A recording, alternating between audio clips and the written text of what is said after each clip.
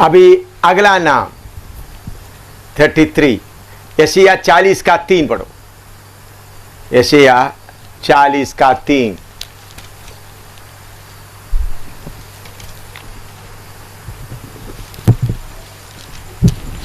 किसी की पुकार सुनाई देती है, जंगल में यहोवा का मार्ग सुधारो, हमारे परमेश्वर के लिए अराबा में एक राजमार्ग चौरस करो। हमारे परमेश्वर के लिए अराबा में एक राजमार्ग चौरस करो या तैयार करो। ये प्रभु यीशु मसीह के बारे में यूहन्ना बता रहा है। हमारा परमेश्वर के लिए एक राजमार्ग। इस बात को सबूत के लिए मत्ती में आ जाइएगा, मैथ्यू चैप्टर 3 वर्स 3। ये वही है जिसकी चर्चा यशायाह भविष्यद्वक्ता के द्वारा की गई। जंगल में एक पुकारने वाले का शब्द हो रहा है कि प्रभु का मार्ग तैयार करो। प्रभु का मार्ग तैयार करो। यही बात को यशायाह कैसा बोल रहा है? हमारे परमेश्वर के लिए अराबा में। तो यशायाह यीशु मसीह को क्या बोल रहा है? हमारे परमेश्वर। क्या बोल रहा है? हमारे परमेश्वर। सो प्रभु यीशु मसीह का 33वां नाम है आवर गॉड। उसी बात को मत्ती में 3 में हम पढ़ते समय में क्या बोल रहे? उसी बात को दोहराते हुए बताता है। पढ़ो मत्ती 3 का 3 और एक बार। ये वही है जिसकी चर्चा यशायाह भविष्यद्वक्ता के द्वारा की गई। हाँ, जिसकी चर्चा यशायाह भविष्यद्वक्ता वाले द्वारा किया गया। यशायाह भविष्यद्वक्ता क्या बोलता है यीशु मसीह के नाम के बारे में? बोलो, क्या बोलते हैं? हमारा परमेश्वर। यूहन्ना सुसमाचार में यही बात को लिखा है। यूहन्ना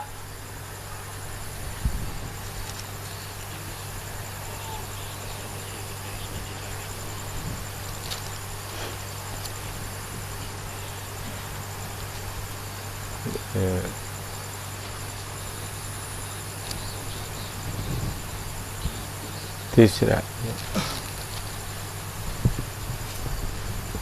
माफ करना,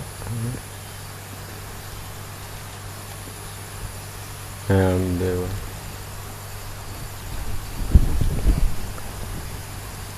हाँ, यूहन्ना पहला अध्याय का 23, माफ करना, पहला वही है।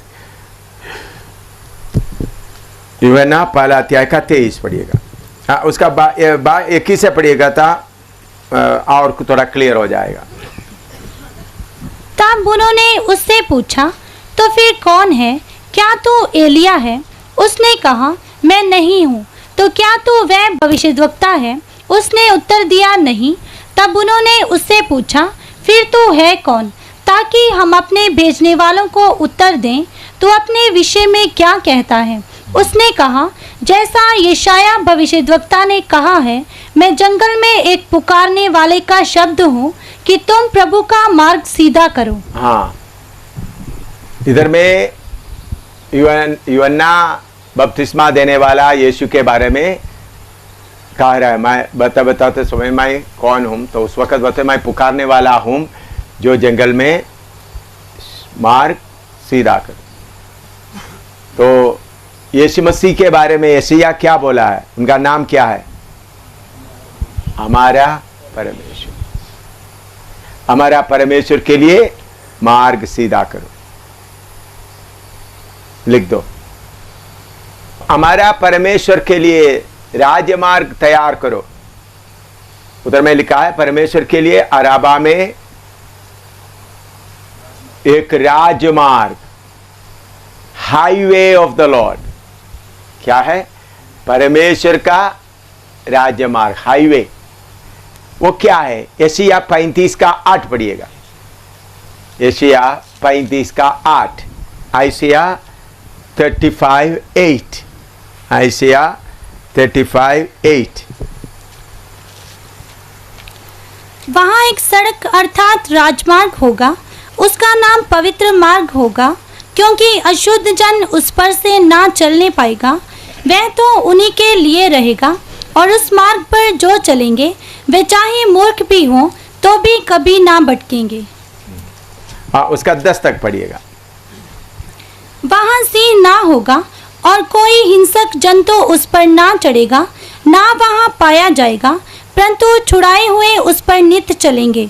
यहोवा के छुड़ाए हुए लोग लौटकर जय जयकार करते हुए सियोन में आएंगे, और उनके सिर पर सदा का आनंद होगा। वे हर्ष और आनंद पाएंगे, और शोक और लंबी सांस का लेना जाता रहेगा। इस बात को थोड़ा समझने के लिए आप अच्छी तरह से अपना मन को तैयार करना है। हमारा परमेश्वर करके यशायाह बोलता है, और उन्होंने बोलते हैं उसके लिए राजमार्ग तैयार करो। इधर में 8वां पद में हम पढ़ते समय वहां में एक सड़क अर्थात राजमार्ग होगा, उसका नाम पवित्र मार्ग होगा। कोई अशुद्ध जन उस पर से ना चलने पाएगा।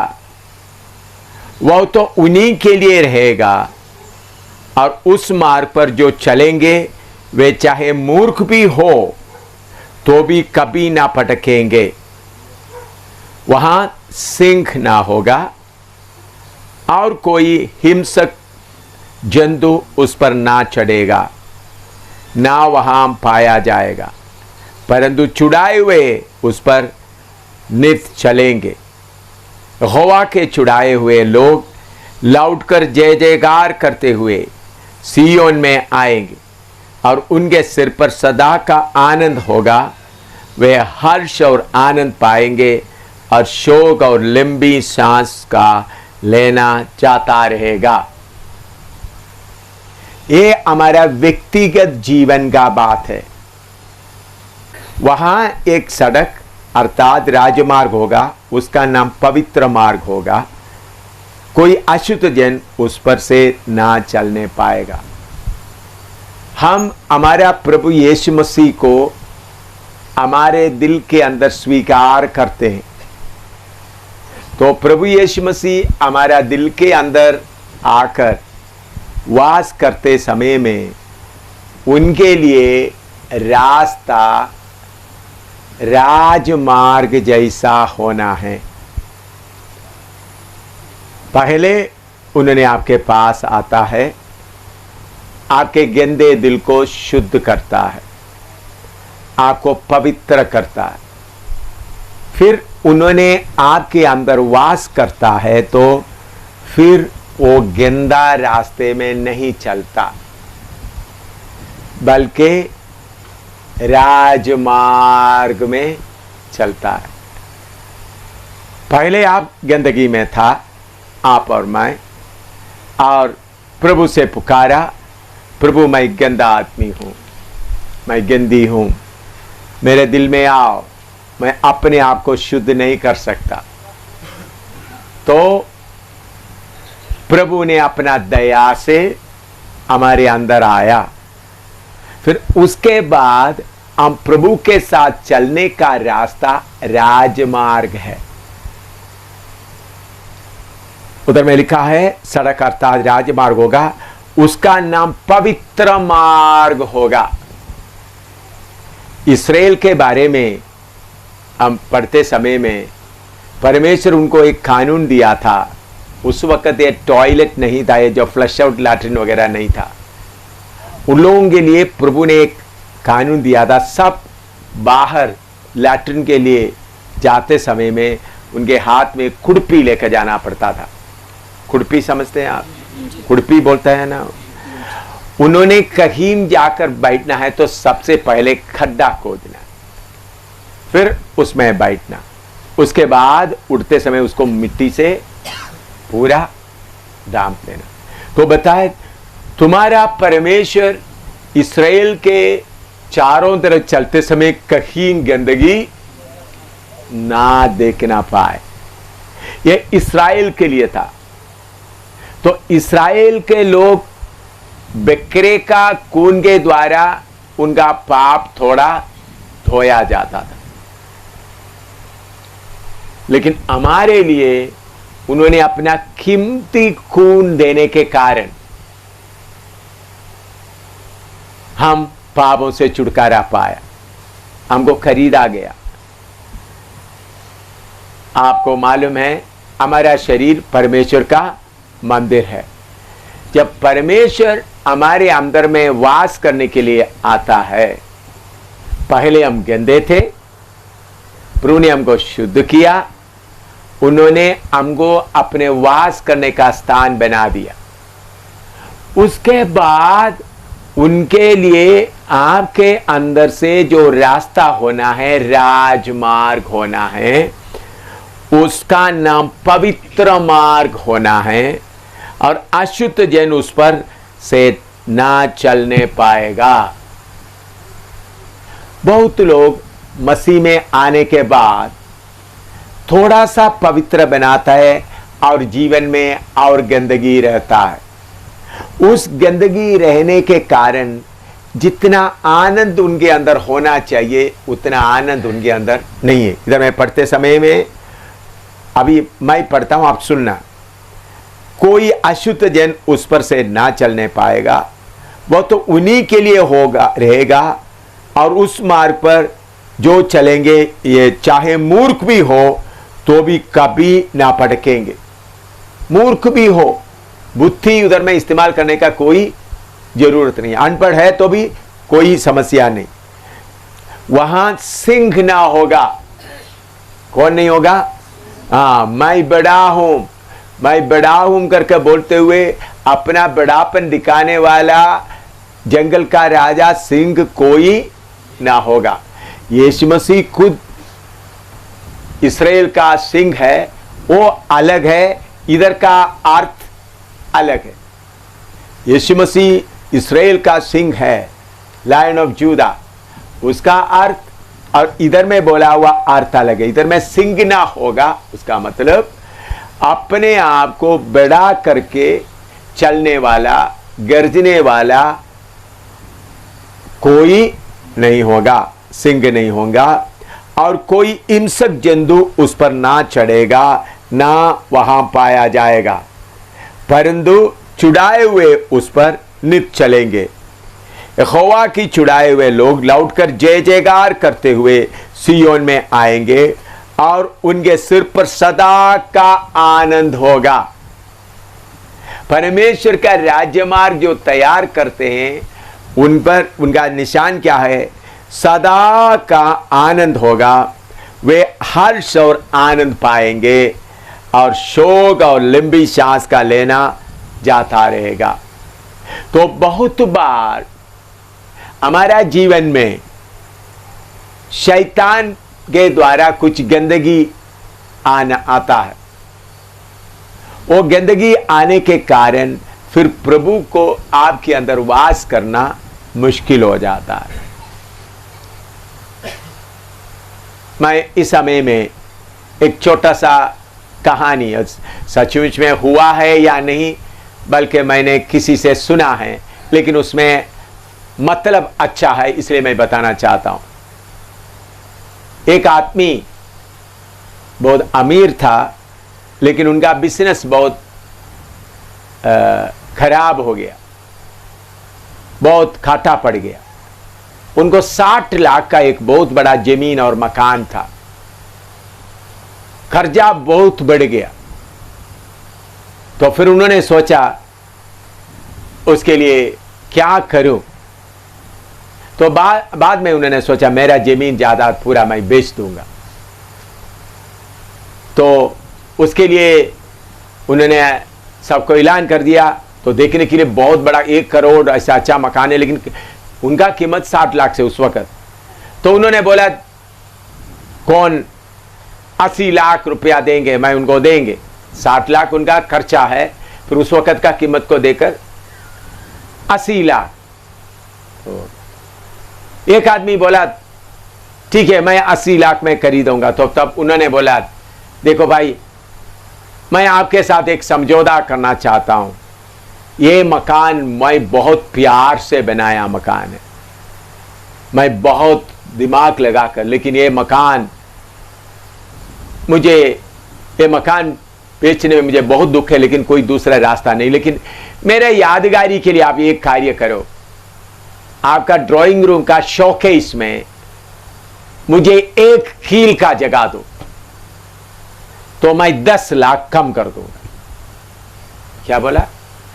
मैं शोकेस में मुझे किसके लिए जगह दो? एक छोटा सा कील लगाने के लिए। तो ऐसा कील लगाने के लिए मैं कितना रुपया कम करूंगा? 10 लाख कम करूंगा। वो आदमी सोचा, देखो 80 लाख के लिए उन्होंने मुझे 10 लाख का कमी है। तो उन्होंने बोला, कितना लंबा कील है? 4 इंच का एक कील मैं लगा, 4 इंच कील लगेगा। वो कील क्योंकि ये मैंने बनाया है, इसलिए उन्होंने बहुत खुशी से जाकर के 80 लाख के जगह में 70 लाख लेकर मकान ले लिया, खुशी से रह रहा है। 1 महीने के बाद वो आदमी आया, भाई मैं मेरा कील को देखने आया हूं, इधर है। हाँ देखो भाई तुम्हारा कील। उन्होंने आकर कील लगाया था, कील उधर है। तो उन्होंने एक मरा हुआ चिपकली को लेके आया था, वो चिपकली को वो कील में लगा दिया। उन्होंने बोला, देखो एक कील मेरा है, इसमें मैं ये चिपकली को लगा देता हूं। ठीक है भाई। तो छिपकली का, मरा हुआ छिपकली का थोड़ा आस्ता आस्ता क्या आता है? बदबू आता है। उन्होंने सोचा कब छिपकली निकल जाएगा। उसके बाद 15 दिन के बाद उन्होंने एक मरा हुआ छोटा चूहा को लेके आए, वो छिपकली को निकाल कर, उसका जो निकाल कर चूहा को लगा दिया। भाई आप क्या कर रहे हो? देखो भाई, क्योंकि कागज में भी लिखा है, मैं उसमें क्या करूंगा? ये कील लगाऊंगा। तो रजिस्ट्रार के कागज में तो मैं मेरा कील में क्या लगा रहा हूं? क्या लगा रहा हूं? चूहा लगा रहा। उसके बाद फिर एक बात के बाद एक छोटा सा सांप को लेके आए, तो उनका घर पूरा क्या हो रहा है? बदबू। उनका रिश्तेदार आते वक्त बदबू ही बदबू, निकाल नहीं सकता। तो चौथा बार उन्होंने कोई और मरे हुए लेते, तो उन्होंने बोला, देखो भाई तुम्हारा कील निकाल कर ले जाओ, जितना पैसा, नहीं तो तुम्हारा मकान ले लो। उन्होंने, भाई मुझे कील नहीं चाहिए, मेरा मकान चाहिए। तुमने जितना पैसा दिया उतना पैसा ले लो, क्योंकि उनका कर्जा तब तक क्या हो गया? एडजस्टमेंट हो गया। उनको दोबारा उस मकान को कब्जा करने के लिए उन्होंने चालाकी किया। इसी मुताबिक आप उद्धार पाकर आया है, प्रभु का राजमार्ग में आप चलना है, पवित्र चलना है। कभी कभी आपका पुराना मालिक कौन है? शैतान आकर कोई ना कोई एक बात आपके अंदर रखता है। तो आप सोचेंगे इसे क्या होना है, कोई, लेकिन आस्ता आस्ता बदबू आएगा, बदबू आएगा, बदबू आकर बाद में आपको पूरा बर्बाद करेंगे। ऐसा कितने लोगों का जीवन बर्बाद हुआ है। तो यहोवा परमेश्वर का मार्ग क्या है? पवित्र है। उस मार्ग का, जब परमेश्वर आपके अंदर, हम बहुत बार बोलते प्रभु माफ कर देगा, प्रभु माफ कर देगा, लेकिन कितना देर प्रभु आपका बदबू सहता रहेगा? तो प्रभु बाद में छोड़कर जाएगा। जो कील लगाया हुआ तो आपका पुराना मालिक आपको क्या करेगा? कब्जा करेगा। देखिए बहुत पास्टरों को कब्जा किया है, तो आप क्या है? तो आप हमेशा, तो शैतान आपको कब्जा नहीं किया, तो हर्ष का तेल आपके ऊपर, उधर में लिखा है, और उसके सिर पर सदा की आनंद होगा, वे हर्ष और आनंद पाएंगे।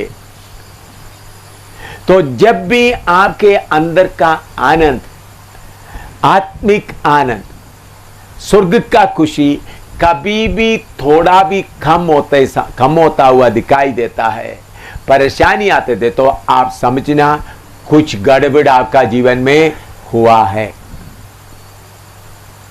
कुछ गलत काम हुआ। तो उधर में आकर जल्दी शुद्ध करना, नहीं तो बार बार आपको मौका देगा तो आपका पुराना मालिक आपको कब्जा कर देगा। ये बात आप अपना दिल में अच्छी तरह रख ले, लिखो। अभी आप लिखो इस नोट, ये कील का बात भी, ये मिसाल भी आप लिखो। याद रखिए, छोटा सा जगह आप शैतान को दे दिया, उसमें उन्होंने अपना गंदगी बदल बदल कर डालता रहेगा। इसलिए शैतान के लिए थोड़ा सा भी जगह नहीं रहना, थोड़ा सा एक जगह रहे। आप सोचते इससे कुछ नहीं होगा, तो उन्होंने उसके ऊपर अपना मरा हुआ कुत्ते को लेकर डाल देगा। मैंने छिपकली बोला, लेकिन आपके दिल के अंदर किसको लेकर डालेगा? मरा कुत्ता बिल्ली को लेकर डालेगा, मोटा मोटा डाल देगा।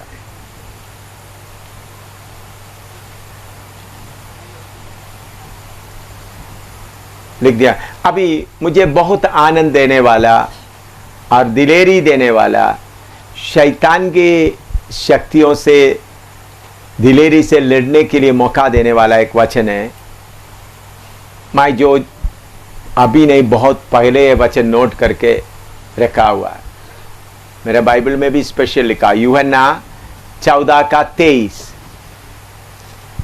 यूहन्ना 14:23, जॉन 14:23, जॉन 14:23 पढ़ो। यीशु ने उसको उत्तर दिया, यदि कोई मुझसे प्रेम रखेगा तो वह मेरे वचन को मानेगा, और मेरा पिता उससे प्रेम रखेगा, और हम उसके पास आएंगे और उसके साथ वास करेंगे। हम उसके पास आएंगे, उसके साथ वास करेंगे।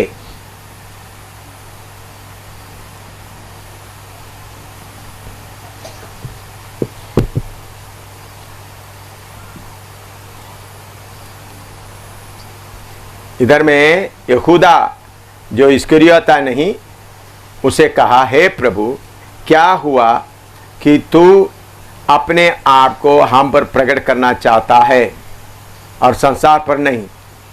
यीशु ने उनको उत्तर दिया, यदि कोई मुझसे प्रेम रखेगा तो वह मेरा वचन को मानेगा। प्रेम रखेगा तो क्या करेगा? मेरा वचन को मानेगा, और मेरा पिता उससे प्रेम रखेगा, और हम उसके पास आएंगे और उसके साथ वास करेंगे। हम उसके पास आएंगे और उसके साथ वास करेंगे। आप लोगों को मालूम नहीं मैं कितने तूफानों को सामना किया है, अभी आगे कितना तूफान है मुझे मालूम नहीं, लेकिन प्रभु बोलता है मेरा वचन को मानेगा, मुझे प्यार करेगा तो मेरा वचन को मानेगा, ऐसा करेगा तो मेरा पिता उनसे प्यार रखेगा, और पिता और प्रभु यीशु मसीह और पिता आकर क्या करेगा? वास करेगा।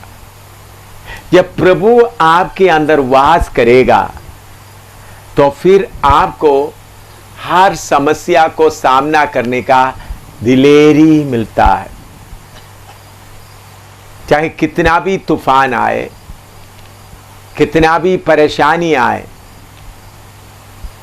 मैं जब पंजाब में उग्रवादियों का समय चल रहा था, उस वक्त खुद भी नंगल पास्टर सामुएल गिल के गांव में प्रचार कर रहा था। प्रचार करने के बाद उस वक्त उग्रवादी लोगों ने, पंजाबी उग्रवादी लोगों ने सुना, और पास्टर सामुएल गिल, उनका बेटी भी इधर बैठे हैं, सामुएल गिल मुझे संदेशा भेजा, आप उन लोग उग्रवादी लोगों ने बोल दिया आपको हिट लिस्ट नंबर 1 में, हिट लिस्ट में रखा है। उनको बोला तुम्हारा पादरी को मार डालने जा रहा है। उन लोग हिट लिस्ट बना दी। तो उसका 1 महीने के बाद दरिवाल, हमारा कन्वेंशन दरिवाल में अभी जो चलता उधर नहीं, उस वक्त पास्टर कश्मीर मसीह हमारे साथ में था। उधर का जमीन वगैरह प्रभु की कृपा से हमने खरीदा, बाद में उन्होंने हमारा संगति छोड़ दिया, इसलिए हमने छोड़ दिया जगह। तो उधर में मीटिंग होना था, मीटिंग बुधवार से होना था, मैं सोमवार को ही आया। उन लोग उस वक्त हिट लिस्ट डिक्लेयर किया हुआ, मेरा नाम उसमें किया हुआ है। तो मैं सोमवार को आ गया। रात को उस वक्त पंजाब में ज़्यादा लोग 8-9 बजे के बाद कोई बाहर नहीं चलता, डरे हुए थे। मैं क्या करता था, उधर में वो नहर के पास तक, मैं पास्टर कश्मीर के उधर में रहता था। उधर में रात को 11 बजे 11:30 बजे ऐसा घूमता था। मैं सोचता था मुझे हिट करने वाला कोई है तो आकर देखे। फिर बुधवार को मीटिंग शुरू हो गया। मीटिंग शुरू होकर हमने उधर में मैदान में मीटिंग किया। तो मीटिंग के लिए शामियाना डाला था। फौज का एक कर्नल साहब 10-12 गाड़ी भर के जवान और मिलिट्री ऑफिसर और उन लोग आ गए। उन लोग बोला तो आपका मीटिंग के लिए हम चारों तरफ रखवाली करने के लिए आए। तो बोलो किधर हम हमारा टेंट बना, उन लोग गन और साइब वगैरह लेके आए। जितना मीटिंग करते उनको चारों तरफ उनका रखवाली करने के लिए। मैंने बोला हमको कोई रखवाली करने का कोई जरूरत नहीं। उन्होंने बोला हमारे सरकार का ऑर्डर है आपको इधर में, हम चारों तरफ। आधा घंटे तक मैंने फिर कर्नल साहब को बोला आप लोग जाए इधर, फिर भी उन्होंने जाने। मैंने बोला I tell you march from here, इधर से आप कुछ करो। तो उन्होंने गुस्सा से चले गए। तो उसका दूसरा दिन मैं उधर से लैट्रिन के लिए जा रहा था, बाहर में लैट्रिन के लिए जाना था। तो सड़क में एक आदमी पिस्टल लेकर के खड़ा है, लड़का छोटा सा उम्र वाला। तो मैंने उसका चेहरे में देखकर, मेरे हाथ में बोतल में पानी था, मैं घास में जाकर बैठकर अपना प्रोग्राम करके मैं वापस आ गया। वो उधर ही खड़ा है।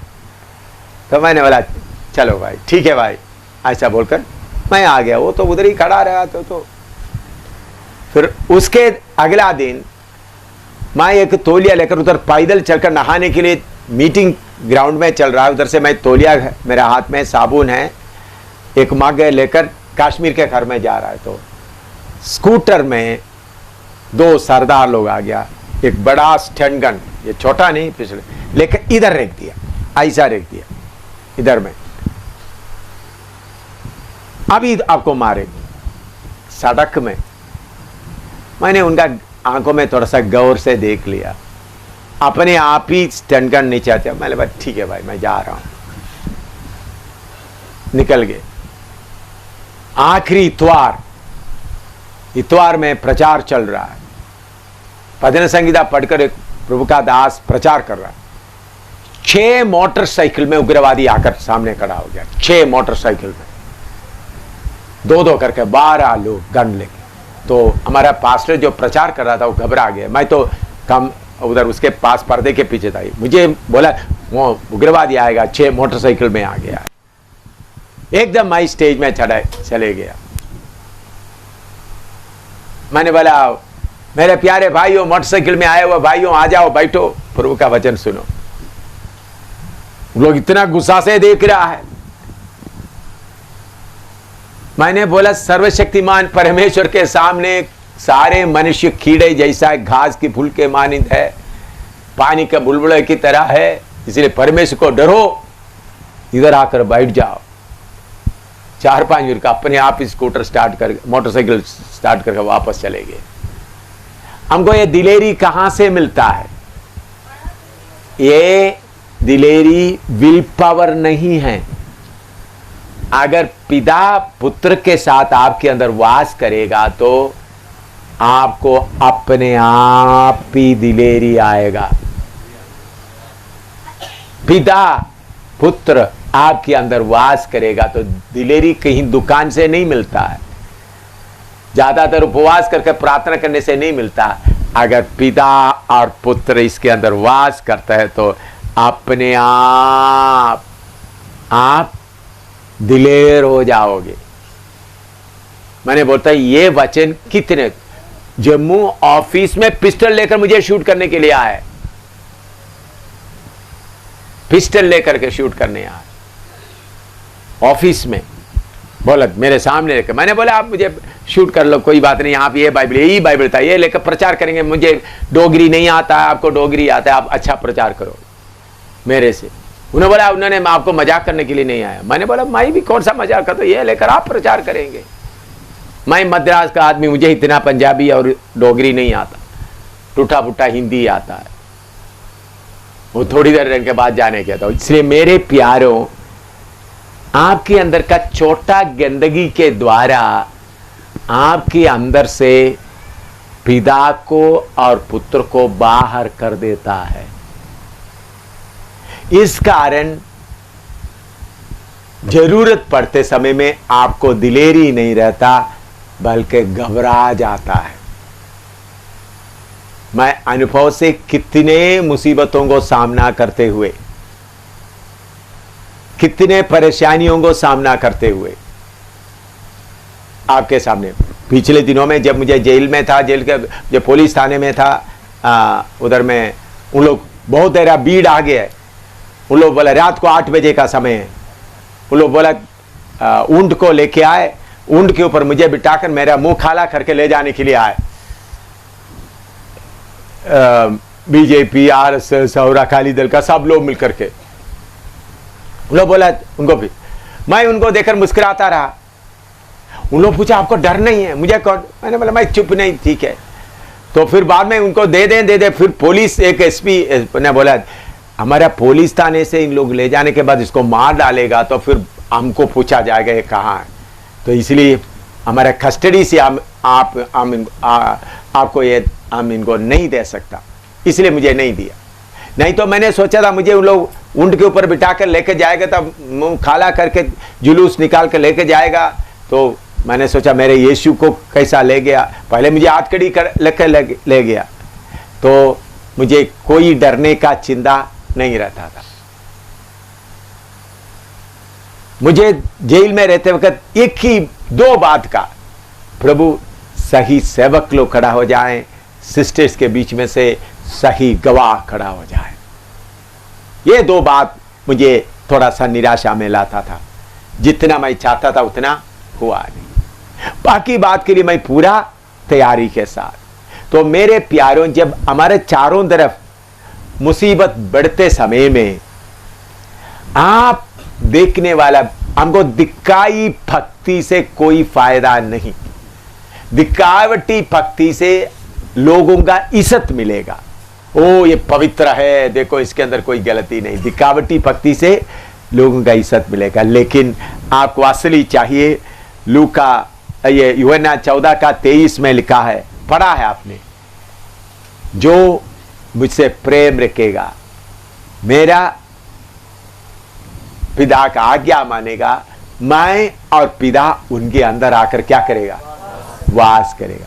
सर्वशक्तिमान परमेश्वर वास करने वाला जगह में शैतान या बाकी लोग आकर क्या कर सकते? अभी करने से भी क्या नुकसान है हमको? कौन वास कर रहा है? सर्व। इसलिए मेरे प्यारों, ये वचन सीखते समय में आज पहला दिन ही हम बैठ कर थोड़ी देर प्रार्थना करें।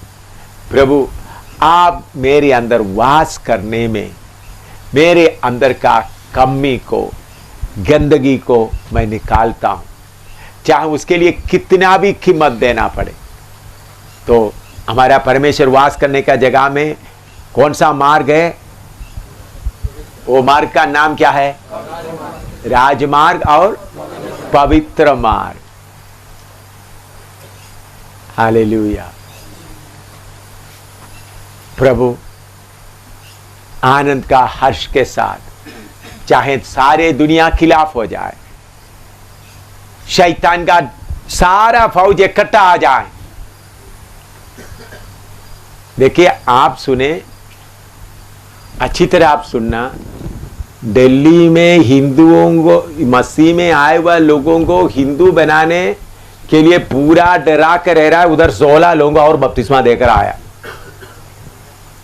वो लोग आकर धमकी देकर गया, उधर में और क्या किया है, 16 लोगों को और बपतिस्मा देकर आ गया। आपको मालूम है, जब मैं उधर पहुंच गया, लोग प्रार्थना करते वक्त भी दरवाजे के बाहर भी कोई आवाज नहीं आने, उस हालत में डरे हुए थे, इतना परेशानी के हालत में थे। हालेलुया।